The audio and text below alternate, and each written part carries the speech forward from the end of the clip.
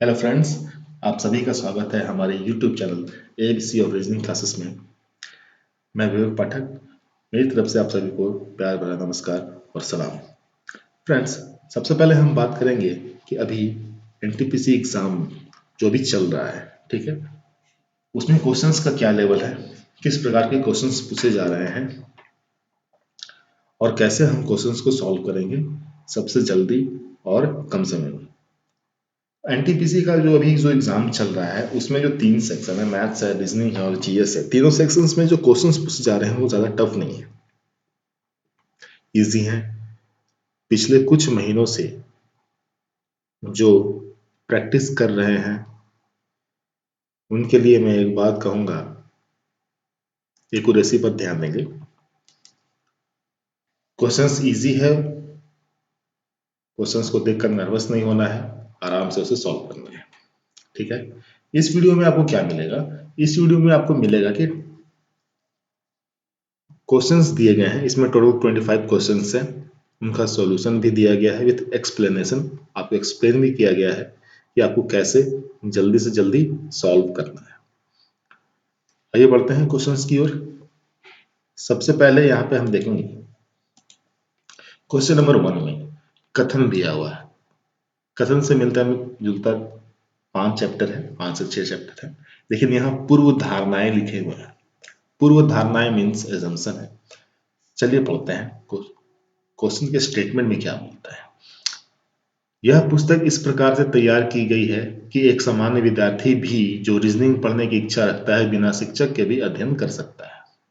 ठीक है, किसी बुक के बारे में बात हो रहा है यहाँ पर, और उस बुक के बारे में ये बात किया जा रहा है कि इस बुक को अगर कोई पढ़ता है तो उसे रीजनिंग का क्वेश्चन सॉल्व करने में किसी टीचर की जरूरत नहीं है। बेसिकली इसमें बुक के बारे में बात हो रहा है और हमें बुक के बारे में ही ध्यान देना है। एजम्पशन नंबर 1 में कहता है, पूर्व धारणाएं नंबर 1 में कहता है, सामान्य विद्यार्थी बिना शिक्षक के रीजनिंग का अध्ययन करना चाहते हैं। ठीक है, सामान्य मतलब जनरली स्टूडेंट्स जो है बिना शिक्षक के रीजनिंग का अध्ययन करना चाहते हैं, जिसमें ये जो हमारा पूर्व धारणा नंबर जो 1 है इसका जिक्र स्टेटमेंट में कहीं नहीं है, और जिसका जिक्र स्टेटमेंट में नहीं है उसको सॉल्व करने के लिए हमें ज़्यादा कुछ सोचना नहीं है, इसलिए ये जो 1 है ये हो गया गलत। यह पुस्तक शिक्षक का एक अच्छा विकल्प है। पूर्व धारणा नंबर 2 में कहता है कि यह पुस्तक जो है शिक्षक का एक अच्छा विकल्प है, और इसी के बारे में हमारा कथन में भी जिक्र हो रहा है, मतलब हमारा जो पूर्व धारणा नंबर 2 है वो सही है। आंसर होगा ओनली 2 फॉलोस। नेक्स्ट क्वेश्चन की ओर बढ़ते हैं, ये भी एजम्पशन सही है। स्टेटमेंट कहता है कि स्कूल फुटबॉल टीम के कप्तान ने इंटर स्कूल फुटबॉल प्रतियोगिता के 8 मैच खेलने के लिए केवल 14 खिलाड़ी चुने हैं। अब यहाँ पर फुटबॉल मैच की बात हो रही है और इसमें कहा गया है कि कैप्टन ने टोटल 8 मैच के लिए 14 प्लेयर्स को सेलेक्ट किया है। नंबर 1 में कहता है, पूर्ण धारा नंबर 1 में कहता है कि सभी मैचों के लिए फुटबॉल खिलाड़ियों की संख्या पर्याप्त हो जाएगी।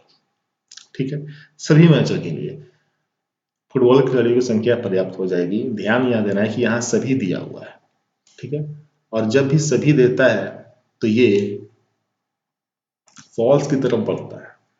लेकिन फिर हम आगे पढ़ते हैं, हो सकता है कि कप्तान सभी मैचों में खेल सके। अब यहाँ बात को समझते हैं, सभी मैचों के लिए फुटबॉल खिलाड़ियों की संख्या पर्याप्त हो जाएगी, ये कहना मुश्किल है कि फुटबॉल एक ऐसा गेम है जिसमें चोट लगने की संभावना ज्यादा होती है।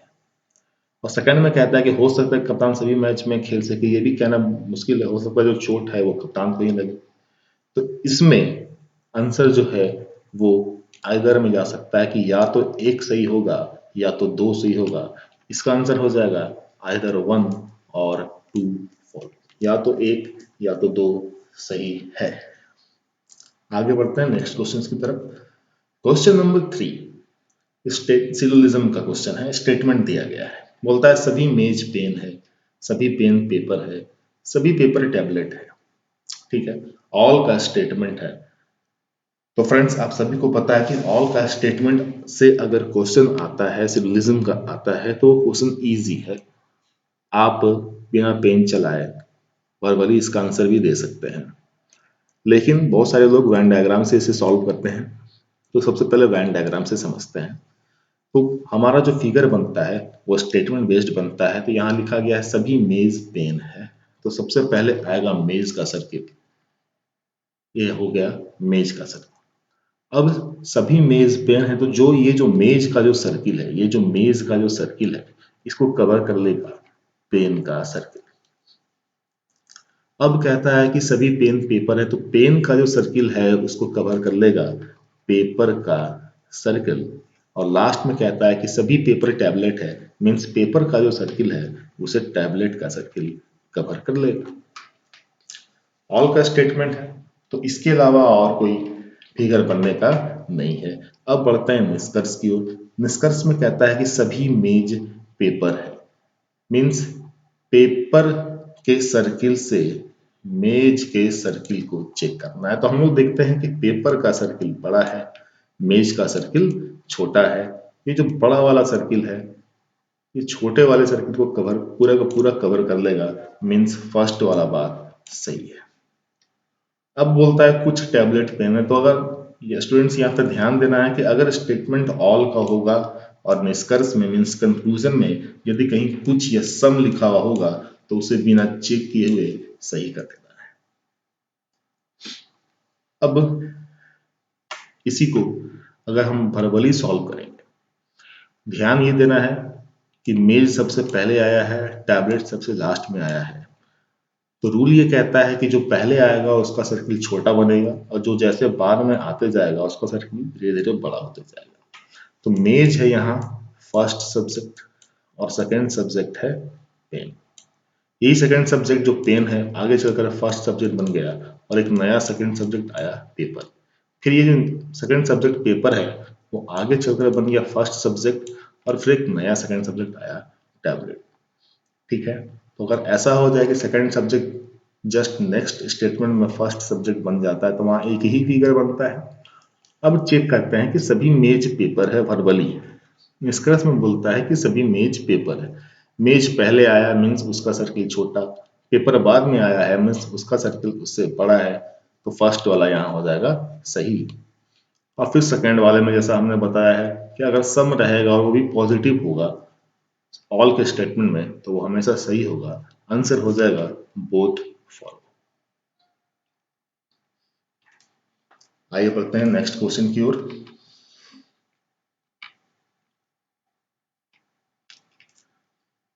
रैंकिंग टेस्ट से नेक्स्ट क्वेश्चन है, बोलता है 60 विद्यार्थियों की कक्षा में लड़कों की संख्या लड़कों की संख्या से दोगुनी है।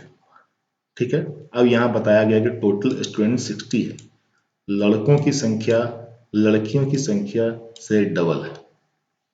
राम का स्थान कक्षा में ऊपर से 17 है। राम का प्लेस बताया गया है कि ऊपर से मतलब स्टार्टिंग से 17 है।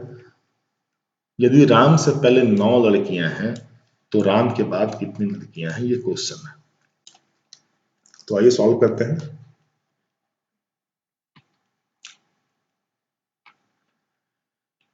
ये लड़कों की संख्या, यह लड़कियों की संख्या के बारे में बताना है।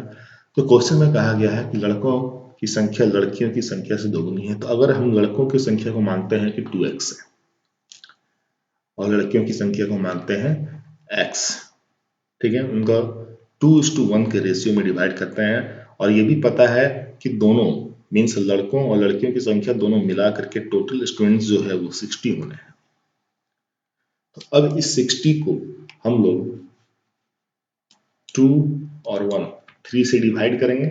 60 को 3 से डिवाइड करते हैं तो ये 20 टाइम्स में कटते हैं, तो ये 20। अभी इस 20 को मल्टीप्लाई करना है यहाँ x से और इस वाले x से, तो बॉयज और गर्ल्स की टोटल संख्या के बारे में पता चल जाएगा।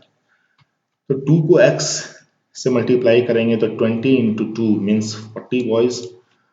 इस 20 को x से मल्टीप्लाई करेंगे तो गर्ल्स की संख्या हो जाएगी 20 और हमें पता है कि दोनों मिला करके टोटल कितने होने चाहिए 60 मीन्स टोटल स्टूडेंट्स हैं 60। आगे बढ़ते हैं। अब इसमें कहा गया है कि राम का स्थान कक्षा में ऊपर से 17 थे, तो एक लाइन लेना होगा, ये हो गया वो लाइन। और राम का जो स्थान है वो प्रारंभ से या ऊपर से 17 है। अब यहाँ समझना है कि राम का स्थान प्रारंभ से 17 है, इसका मतलब ये है कि राम से ठीक पहले टोटल स्टूडेंट्स कितने होंगे, तो 16। राम से पहले 16 स्टूडेंट है, राम से पहले टोटल 16 स्टूडेंट है, तभी तो राम 17th प्लेस पर है। और आगे क्वेश्चन में क्या बोला कि यदि राम से पहले 9 लड़की, अब ये इसी बात को जरा समझना है कि राम से पहले टोटल 16 स्टूडेंट्स हैं, इसमें लड़कियां कितनी हैं, तो लड़कियां हैं 9। तो टोटल 16 स्टूडेंट्स राम से पहले, जिसमें 9 लड़कियां हैं, तो बॉयज कितने होंगे, तो 7 बॉयज हो गए, 9 और 7 कितना, 16। और टोटल लड़कियां कितनी हैं, तो टोटल लड़कियां हैं 20। अब जरा बताइए कि राम से पहले टोटल 16 बॉयज 16 स्टूडेंट्स हैं, जिसमें 9 गर्ल्स हैं, 7 बॉयज हैं, टोटल गर्ल्स 20 है। 20 में से 9 गर्ल्स अगर राम से पहले है तो राम के बाद कितनी लड़कियां, तो 20 में से 9 माइनस कर देंगे, होगा 11। आंसर होगा कि राम के बाद कितनी लड़कियां हैं, तो आंसर हो जाएगा 11 गर्ल्स। क्लियर है स्टूडेंट्स, आगे बढ़ते हैं। नेक्स्ट क्वेश्चन, क्वेश्चन नंबर 5 में कहता है कि श्याम पूर्व दिशा की ओर मुंह करके 6 मीटर चला, फिर दाएं मुड़ा और 9 मीटर चला, फिर बाएं मुड़ा और 6 मीटर चला। अब वह प्रारंभिक बिंदु से कितने दूरी पर है। डायरेक्शन टेस्ट का ये क्वेश्चन है, आइए इसे सॉल्व करते हैं। तो श्याम पूर्व दिशा की ओर चलेगा, हमें पता है कि ये श्याम इस डायरेक्शन की ओर चलेगा, तो हमें सारी बातों को पहले एक बार समझ लेना चाहिए। ये डायरेक्शन का सिंबल है, आगे की तरफ ईस्ट होता है और ईस्ट का अपोजिट होता है वेस्ट। कॉपी पे, बोर्ड पे और मैप में ऊपर की ओर होता है नॉर्थ और नॉर्थ का अपोजिट होता है साउथ। तो इसे पूर्व दिशा की ओर चलना है, तो पहले ये आगे की ओर चलेगा। तो श्याम पूर्व दिशा की ओर 6 मीटर चलता है, ये चल दिया 6 मीटर, ठीक है। फेस उसका ईस्ट डायरेक्शन की ओर है, फिर दाएं मुड़ेगा। अब उसको राइट टर्न लेना है, तो राइट टर्न लेना है, फेस अगर उसका ईस्ट की ओर है तो वो नीचे की ओर मुड़ेगा और चलेगा 9 मीटर। फिर वह लेफ्ट मुड़ा और 6 मीटर चला। अब उसका फेस साउथ की ओर है, तो लेफ्ट यहाँ चेंज होगा, लेफ्ट होगा इसका हमारे राइट। तो ये लेफ्ट टर्न लिया और 6 मीटर चला। क्वेश्चन में पूछता है अब वो आरंभिक बिंदु से कितनी दूरी पर। आरंभिक बिंदु मीन्स यहां से चलना स्टार्ट किया है, यहां पर पहुंचा हुआ है। डायरेक्शन कहता है कि स्टार्टिंग पॉइंट से एंड पॉइंट का जो डिस्टेंस है, हमें सबसे शॉर्टेस्ट डिस्टेंस निकालना है। तो शॉर्टेस्ट डिस्टेंस है मीन्स यहां से यहां, तो यहां से यहां। अब ये 6 है, ये टोटल 9 है, इसको अगर हाफ डिवाइड करेंगे तो ये 4.5 हो जाएगा और ये भी हो जाएगा 4.5, ठीक है। अब देखा जाए यहाँ पर 2 ट्रायंगल्स बन रहे हैं, 2 ट्रायंगल्स हो जा रहे हैं। अगर हम इसका वैल्यू निकाल लें तो इसका वैल्यू भी पता चल जाएगा। तो चलिए निकालते हैं। हमें पता है कि हमें हाइपोटेनस निकालना है, तो हाइपोटेनस का स्क्वायर बराबर परपेंडिकुलर का स्क्वायर प्लस बेस का स्क्वायर। यहाँ पर हमारा जो परपेंडिकुलर है वो है 4.5 और बेस है हमारा 6 मीटर। तो 4.5 का स्क्वायर प्लस 6 का स्क्वायर, 4.5 का स्क्वायर होगा 20.25 और 6 का स्क्वायर हो जाएगा 36।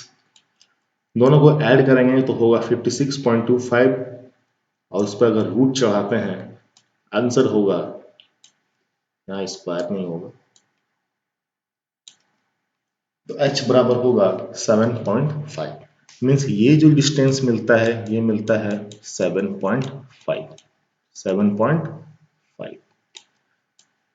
और यहाँ से यहाँ तक की जितनी दूरी है वही दूरी यहाँ से यहाँ तक की है, मीन्स ये भी हो जाएगा 7.5। आंसर हो जाएगा 15 मीटर। आंसर हो जाएगा 15 मीटर। नेक्स्ट क्वेश्चन की ओर बढ़ते हैं। Question number 6, series. ध्यान देना है फ्रेंड्स कि सीरीज का क्वेश्चन एग्जाम में ज्यादा आ रहा है, ठीक है।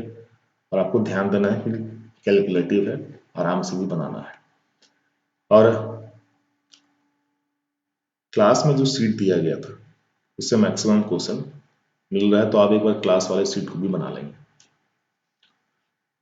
सबसे पहले यहाँ पर सीरीज को पढ़ते हैं। 4 है, 18 है, 48 है, 100 है, क्वेश्चन मार्क है, 294 है और 448 है। और इसमें कहा गया है कि लुप्त संख्या क्या है, इसके बारे में बताएं। तो 4 से 18 अगर जाते हैं, 4 से 18 मैंने क्लास में बताया था कि हम लोग कॉमन डिफरेंस को चेक करते हैं। तो कॉमन डिफरेंस 4 से 18, 18 से 48, 48 से 100, फिर यहाँ क्वेश्चन मार्क है, 294 है और फिर यहाँ 448 है। कॉमन डिफरेंस जो है, ठीक है, वो ज्यादा नहीं हो रहा है। मीन्स एडिशन भी हो सकता है और मीन्स ऐसा भी है कि अगर मल्टीप्लाई भी है तो बड़े संख्या से नहीं है। फिलहाल हम लोग चेक करते हैं कि 4 से 18 लाने के लिए अगर इसे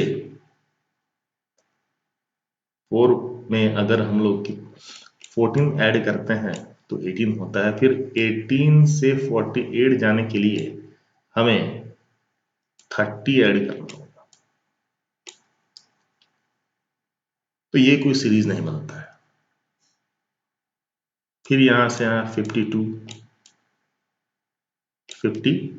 है, ये किसी सीरीज में नहीं आता है। नेक्स्ट कुछ और चेक करते हैं, ठीक है। तो अब स्क्वायर या क्यूब के आसपास को हम लोग चेक करते हैं। तो क्या होगा इसमें कि अगर अगर इन सभी के आसपास अगर देखा जाए तो कोई स्क्वायर या कोई क्यूब है या नहीं है, इसे सबसे पहले चेक करते हैं। तो हम लोग अगर 4 के लिए अगर 2 का क्यूब ले लें 8 होगा, और उसमें अगर 2 का स्क्वायर घटा लें 4 घटा लें तो 4 होगा, ऐसा कुछ। फिर अगर 3 का क्यूब लेते हैं तो 27 है और उसमें 3 का स्क्वायर मीन्स 9 घटा लें तो 18 होता है। अगर इस सीरीज पर हम लोग ध्यान दें, इस सीरीज पर अगर ध्यान दें तो 2 का क्यूब और 2 का स्क्वायर 8 और 8 में 4 घटा लिए तो 4। ठीक उसी प्रकार से 3 का क्यूब माइनस 3 का स्क्वायर, 3 का क्यूब 27 और उसमें 3 का स्क्वायर 9 घटा लेंगे तो 18। ठीक उसी प्रकार से 4 का क्यूब 64 और 4 का स्क्वायर 16 माइनस कर लिए तो 48। तो अब सीरीज समझ में आ गया होगा कि 5 का क्यूब 125 और 5 का स्क्वायर 25 माइनस करेंगे तो 100। तो नेक्स्ट होगा 6 का क्यूब 216 और उसमें 6 का स्क्वायर 36 माइनस करेंगे तो 180। और इसी प्रकार से फिर सीरीज आगे बढ़ रहा है कि 7 का क्यूब में 7 का स्क्वायर को माइनस करना है और फिर 8 का क्यूब में 8 का स्क्वायर। नेक्स्ट क्वेश्चन की ओर बढ़ते हैं। क्वेश्चन नंबर 8, किसी कोड में डिवोट का कोड GBYLWP और मोस्टली का कोड भी कुछ दिया गया है। तो यहां पहले हम लोग समझते हैं, ठीक है। 2 दिया हुआ है, पहले क्या कुछ कॉमन मिलता है तो कॉमन को चेक करते हैं। तो सबसे पहले देख लेते हैं कि डिवोट में और मोस्टली में, ठीक है, इसमें और इसमें भी है, इसमें भी नहीं है, एस है, भी नहीं है। लेकिन जो क्वेश्चन पूछा गया है टेन्योर, अगर इस पर ध्यान दीजिएगा तो इसमें एन जो कि इन दोनों में नहीं है, यू जो कि इन दोनों में नहीं है। मीन्स ये है कि इन दोनों को मिला करके जो इन दोनों का जो कोड यूज किया गया है, इनका और इनका जो कोड जो यूज किया गया है, इनको मिला करके ये नहीं बन रहा है। मीन्स यहाँ कोई डेफिनेट पैटर्न चल रहा है। तो जब भी डेफिनेट पैटर्न चलता है तो आप किसी एक को, या तो डिवोट को सॉल्व कर लें या फिर मोस्टली को सॉल्व कर लें। तो डिवोट को सॉल्व करते हैं, DEVOTE डिवोट, और यहाँ GBYLW और बी इसका कोड दिया गया है। तो पहले हम लोग सबसे पहला जो बताया था हमने क्लास में फेस टू फेस, उसको चेक करते हैं। डी से अगर जी को चेक करते हैं तो डी का वैल्यू होता है 4 और जी का वैल्यू होता है 7। इन दोनों का डिफरेंस देखा जाए तो 3 का इंक्रीमेंट है, 3 बढ़ गया। और ई से यदि बी को चेक करते हैं तो ई का वैल्यू होता है 5 और बी का वैल्यू होता है 2। अगर ई से बी को चेक करेंगे तो यहाँ 3 माइनस हो रहा है। इन सीरीज कुछ कुछ समझ में आता है क्या? हो सकता है कि एक बार +3 और एक बार -3 है। तो चलिए सॉल्व करते हैं। डिवोट, डिवोट जैसा कि देखा गया डी का वैल्यू 4, जी का वैल्यू 7, यहाँ से वहां गए 3 बढ़ गया। ई का वैल्यू 5, बी का वैल्यू होता है 2, ई और बी के बीच में डिफरेंस जो है -3 का है। सीरीज इसी प्रकार से आगे बढ़ा है कि भी से वाई का डिफरेंस लें तो बढ़ गया, भी का वैल्यू होता है 22, वाई का वैल्यू होता है 25, देखा जाए तो 3 बढ़ गया। और ठीक इसी प्रकार से ओ का वैल्यू होता है 15, ओ का वैल्यू 15 होता है और एल का होता है 12, तो यहाँ 3 माइनस हो गया। तो सीरीज क्लियर है आपकी +3 -3 +3 -3 पर बेस्ड हो रहा है। तो ठीक उसी प्रकार से हम लोग टेन्योर को भी सॉल्व कर लेंगे। टेन्योर को जब भी सॉल्व करेंगे तो टी का वैल्यू 20, 20 में 3 ऐड किए 23, डब्ल्यू का वैल्यू होता है 23, ई का वैल्यू 5, 5 में -3 करेंगे होगा 2, बी का वैल्यू होता है 2, एन का वैल्यू होता है 14, 14 प्लस 3 ऐड करेंगे 17, 17 होता है क्यू का वैल्यू। और इसी प्रकार से आगे मीन्स आंसर हो जाएगा W B Q R U और बी। नेक्स्ट क्वेश्चन की ओर बढ़ते हैं स्टूडेंट्स। नेक्स्ट क्वेश्चन क्लॉक का है। क्या था, यदि एक घड़ी दोपहर 12 बजे चलना शुरू करती है, एक घड़ी है जो दोपहर 12 बजे चलना स्टार्ट करती है, 5:10 पर घंटे की सुई कितना डिग्री घूम जाएगी। अब यहाँ क्वेश्चन बोला यदि घड़ी में 5:10 हो जाए, 5:10 हो जाएगा तो घंटे की सुई कितना डिग्री घूम जाएगी। तो सबसे पहले घड़ी के बारे में समझते हैं। ये सामने आपकी स्क्रीन पर घड़ी दिख रहा है और इस घड़ी में कुछ वैसा ही दृश्य है जैसे 5:10 में होता है। तो सबसे पहले हम इस वाले मतलब घंटे वाले सुई के बारे में प्रॉपर बात करते हैं। यदि 12 बज रहा था, ठीक है, 12 बज रहा था, फिर 1 2 3 4 5, ठीक है, 5 बजता मीन्स घड़ी 12 से 5 तक आया तो कितना चला, 1 2 3 4 5, 5 घंटा, ठीक है। 5 घंटा चलता है और घंटे वाला सुई हर घंटे 30 डिग्री का कोण बनाता है। हर घंटे 30, तो 5 घंटे में कितना, 150। ऐसा भी हमने क्लास में बताया था कि मिनट वाला सुई हर मिनट 1 मिनट में 6 डिग्री का कोण बनाता है, तो 5 मिनट में कितना, 30 डिग्री का। तो घंटा वाला सुई अगर 5 मिनट में 30 डिग्री का कोण बनाता है, सॉरी मिनट का सुई अगर 5 मिनट में 30 डिग्री का कोण बनाता है, तो घंटा वाला 1 घंटे में 30 डिग्री का कोण बनाता है। और अगर देखा जाए मिनट वाइज देखा जाए तो 5, 10, 15, 20 और 25 मिनट का अंतर पड़ता है मिनट के सुई के हिसाब से, ठीक है। तो 25 को हमने 6 से गुना कर लिया क्योंकि हर मिनट 6 डिग्री का कोण, तो 150 डिग्री बनता है। या फिर नहीं तो अगर घंटे वाले सुई से देखते हैं तो 1 2 3 4 और 5 घंटे का अंतर पड़ता है और हर घंटे 30 डिग्री का, तो 330 इंटू 5 करेंगे तो भी हमारा 150 डिग्री ही होगा। अब बात करते हैं मिनट वाले सुई का। मिनट वाला सुई 12 से चलकर 2 पर पहुंचा है, मतलब ये भी 10 मिनट चला है। और हम लोग को पता है कि जो घंटा वाला सुई है हर मिनट आधा डिग्री का, हाफ डिग्री का कोण बनाता है।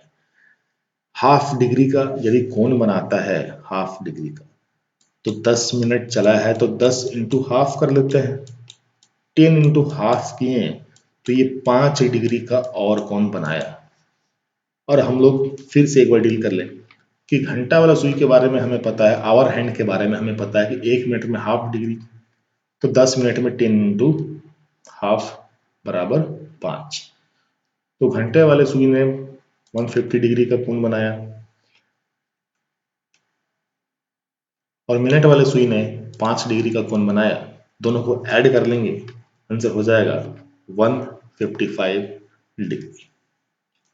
नेक्स्ट क्वेश्चन की ओर बढ़ते हैं।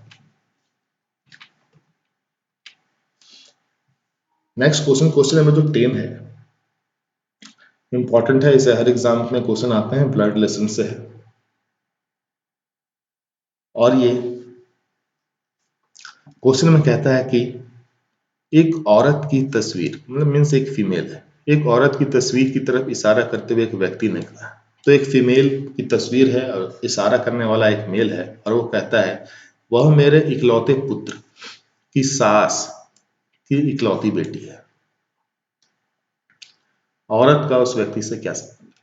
तो सबसे पहले यहाँ ध्यान देना है कि कौन क्या कह रहा है। वह मेरे मेरे इसी शब्द पर खास ध्यान देना है। मेरे शब्द पे, मेरे शब्द मतलब इस व्यक्ति के बारे में जो क्वेश्चन में जो बात करता है, जो बोलता है, यह मेरा या मेरे शब्द उसी के बारे में बात करता है। वह मेरे इकलौते पुत्र, इस व्यक्ति का इकलौता बेटा की सास और उसकी सास की इकलौती बेटी। अगर वर्बली देखा जाए तो इसके बेटे की वाइफ। ठीक है, तो बेटे की वाइफ को बहू कहते हैं हिंदी में और इंग्लिश में कहते हैं डॉटर इन लॉ। वर्बली अगर सॉल्व नहीं होता है तो हम लोग उसके बाद पेन को चलाएंगे। तो सबसे पहले एक औरत की तस्वीर की तरफ इशारा कर रहा है एक व्यक्ति। तो ये वह व्यक्ति है जो एक फीमेल की तस्वीर की तरफ इशारा कर रहा है और क्या कह रहा है कि वह मेरे मतलब ये खुद के इकलौते पुत्र। चलिए, तो ये जो व्यक्ति है ये खुद के इकलौते पुत्र के बारे में बात की और उसके बाद बोलता है वह मेरे इकलौते पुत्र की सास, मतलब ये जो लड़का है इसकी सास। मदर इन लॉ कहते हैं इंग्लिश में सास को। ठीक है, वह मेरे इकलौते पुत्र की सास, ये हो गई उसकी सास की इकलौती बेटी है। अब सास की जो इकलौती बेटी है वो है ये। अब सास, जाहिर सा बात है, अगर सास कह रहे हैं और इकलौती बेटी कह रहे हैं तो जरूर वह उसकी वाइफ है। क्वेश्चन में कहा है कि औरत का उस व्यक्ति से क्या संबंध है। ये जो औरत है उसका उस व्यक्ति से, व्यक्ति मीन्स जो आदमी बोल रहा है ये बात, उससे क्या संबंध है। तो इसका ये है इकलौता बेटा और उसकी वाइफ है ये। तो बेटे की पत्नी को बहू कहते हैं। आंसर हो जाएगा daughter in law. Next question की ओर बढ़े हम लोग।